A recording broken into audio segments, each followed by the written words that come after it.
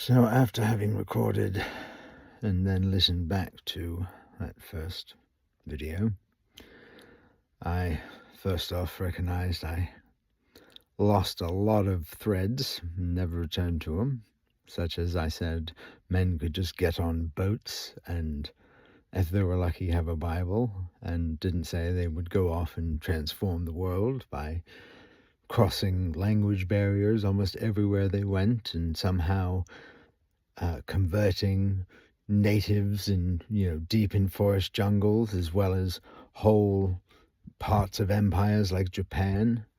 It's a message that, whether or not you believe it is true, or if you think it's utter nonsense because it involves someone coming back from the death, which is impossible, which is one of the stronger arguments if you are denying Christianity. The message, the idea, what Christ embodies is so powerful that it does not actually need to be divine to be transformative and incredibly powerful. Of course, it does come with drawbacks, particularly if you're, a woman, and you believe that you have equal rights, which I certainly believe. Insofar as that's the ideal. I think it's undeniable that in the world as it is, or at least certainly as it always has been, that because of the power of violence, men have dominated humanity. I mean, it's just brutal reality. It's not an argument of what should be, it's an argument about what is. And then I would go on to say that the best society is one that gives women equal value to their voice, which in any sensible society recognizes that a female voice is different, equally valuable, but different from a male voice. It's kind of like that divide I was describing between, the divine and not divine, God, the Trinity, just sort of, well, there's the male way, there's the female way, and then there's the actual way, or viewpoints. Yeah, it's the age-old Mars and Venus analogy. But I worry taking on seemingly the moniker of being a Christian, or saying I am a Christian, or qualifying, that if I was to be speaking in as though I was a representative of Christianity, I would be misrepresenting things right now. I'm only exploring it. I just had a powerful moment. Of course, I've always, earlier tonight was thinking about how the age-old colloquialism or idiom, or anyways, saying, there are no atheists in foxholes. And of course, if life to you seems at a point where ending it is more and more appealing, metaphorically, you're living in a foxhole. I mean, one thing going wrong that just can't be handled, that's enough to, I think people who understand. And at this point, who isn't either living on the edge or aware that everyone around them seems to be living on the edge. And with AI incoming, and I see so many reports of mass layoffs, and just the nature of the rapid acceleration of technology being able to do more and more, therefore the current makings of society requires less and less human labor, which is simultaneously getting more expensive. It's the reason why birth rates are taking catastrophic drops is because life just looks mathematically unlivable, because right now it does. But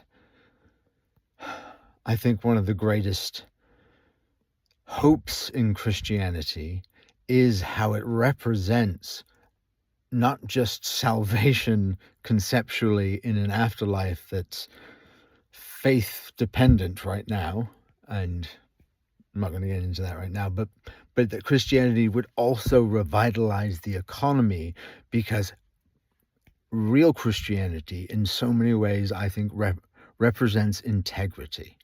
I think that's why it was so successful in the forming of the powerhouse that was America, is that a Christian nation is a very functional nation. I mean, it does have problems, don't get me wrong, but just compare it to other systems. Like, it's just very fostering of propagation and harmony to an extent. I mean, it does require more sacrifice from certain groups than others, but it grants this great power, this, determination, resilience. There's so much that comes with a deep faith, that really, from a sort of economic point alone, it truly is I'm not going to say worth the trade-off, but it has great utility to a society.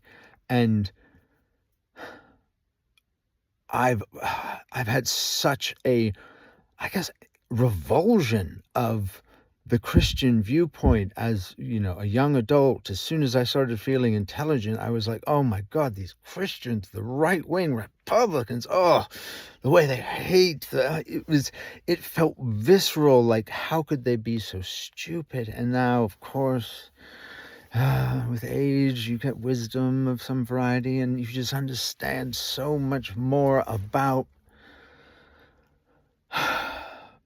the complexity.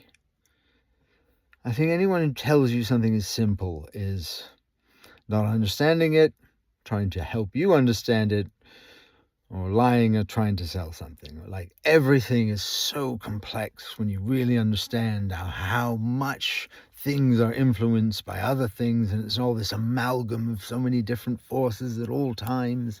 And, it's like trying to understand quantum physics, which I can't remotely do. I just know that they're making such vast step forwards that the layman just won't understand. And the way society has been is going to be upended. Like, there's no doubt about it. The way technology will revolutionize how we get the basic resources of life, and therefore reorder the structures of societies. It's going to be massive, but Christianity offers the opportunity to make it the golden age, because it represents true care about each other, and the power behind wanting everyone to win at the same time, like that symbiosis, that cooperation and trade, that there is so much. It's such a better way for everybody to use your metal to have plowshares instead of making spears. It's the promise of a society, and AI could make so many seemingly redundant jobs unnecessary. It could allow for a true transformation and a sense of purpose. I mean, I'm so dead inside that I'll watch something and want to be a hero for this poor character who's having such a dreadful situation unfairly thrust upon me. And there's North Korea. There's millions of people who are virtually enslaved. I mean, I could be totally wrong and the media could have lied to me, but that is the story, and I believe it, because I think most of reality has been represented pretty much accurately, with some severe holes, but I believe more in incompetence than conspiracy. Not that there aren't, but that if enough people just say, sod it, I'm just going to work with the people who also seem to want to have families, keep the species going, maybe have a laugh here and there, and make sure we focus on some safety and sensible, just reasonable harmony to get on with things, we can, the corrupt element that's going to be there can eventually just die off if we can just ignore them and isolate them and effectively destroy them without becoming something we never want to be, something that can't foster the harmony and the raising everyone from the bottom up that really the Democrats want to represent, but I feel they're fallen so far from that message. I want to go to the Republicans, even though I also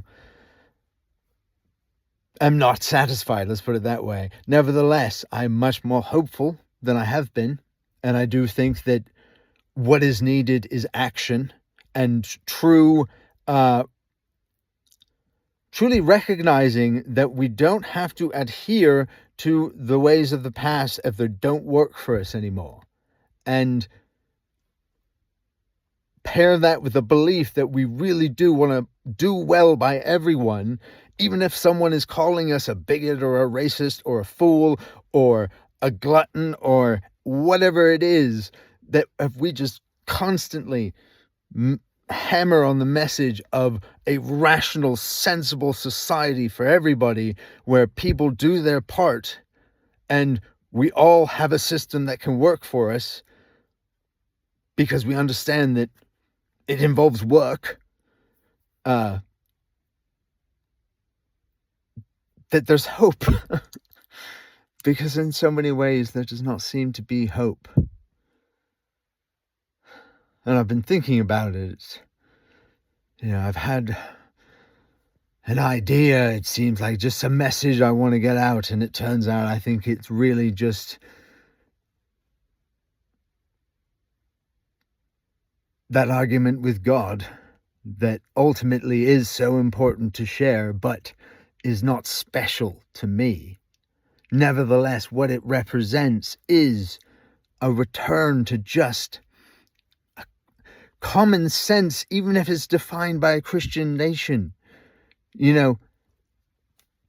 Just that let's love each other as much as we can. And you've got to admit, Republicans, they're very tolerant in the end, in a lot of ways. They're not advocating for camps or any of that nonsense. They just want to be able to establish some norms that have worked for society because things are not trending upwards anymore. And there's reasons behind that. And there's this denial of the real conversation that comes from the left so much more than from the right. It does come from the right too. And there's so much lost in the whataboutisms because it's really about the one message, the one true, sensible center that's a way that works for everyone, which does involve compromise from everyone, and it's best designed from a random person's point of view. Not the people writing it, but the very best system. It sounds like communism, but the very best system is one that understands humanity, and it's some form of capitalism, some form of a system that recognizes the meritocracy, because everything that's ever worked is because people who knew how to get things done, regardless of group dynamics, anything other than the communication needed to accomplish a task. And fundamentally, that's the best militaries. And once you have a society that doesn't need to fight, it's the best economists, the best businessmen, the best creators, the people who make things people need and want. That's why the Republican message has always just been, we need to foster business, because the more business that's happening, the more tax money there is, the lower the rates can fundamentally be for each person, and the better the machine rolls. The problem is It's not a fair system. There has been the natural human element in our government, meaning it's not perfect. And so some great revisions need to be done. I think we need a new constitutional convention that is planned 12 years in advance. We need to start looking at our society from a generational perspective. And it starts with communication. And if my message has any value at all, it's got to lead to an action. And the two I can recommend is investigate religion. I'm personally advocating for, if you're in America or the West, Britain, France, the traditional West, a Christian religion. You find a church, which I'm going to do myself, and you start opening the Bible and reading, even if it's only a passage, because there is inarguable value, whether it's all someone's concoction and imaginary, or it is the literal divine word of God, in trying to understand what that meant, because it has shaped history, whether or not it's true. And if you are so often filled with despair, like I am, and hope is truly a black ember that is occasionally glowing red, I think that may be the best way to rekindle things. And if you just have no interest right now in that, I would recommend some sort of program. Like, for me, it was Landmark Education. I know there's a lot of other programs that will do similar things, that they've created a very effective language-based system that allows you to break down your life and yourself in a way that opens up your awareness to things you don't know about yourself, to see how you're creating your own problems, because the world is going to create a whole bunch of problems regardless of what you do. And the only thing you can minimize is the problems you create for yourself. It's pretty generic advice these days. But there is great power in actually taking a weekend, which is what the Landmark Forum is, days with very smart people and other earnest peers, and looking at what really matters to you in life. Because it feels like we are literally spiraling with the prospect of Armageddon and the potential of heaven on earth. Things could go so bloody well, or, oh my God, terrible. And with how despairing this modern digital world seems, it's also one where overnight a message could sweep the world. I mean, it's the definition of going viral, but one day hope could be viral. And if that led to a series of actions that just started fixing integrity problems, that just made workability suddenly the prime directive of everyone, God, think about it. Anyways, 19 minutes ramble number 2.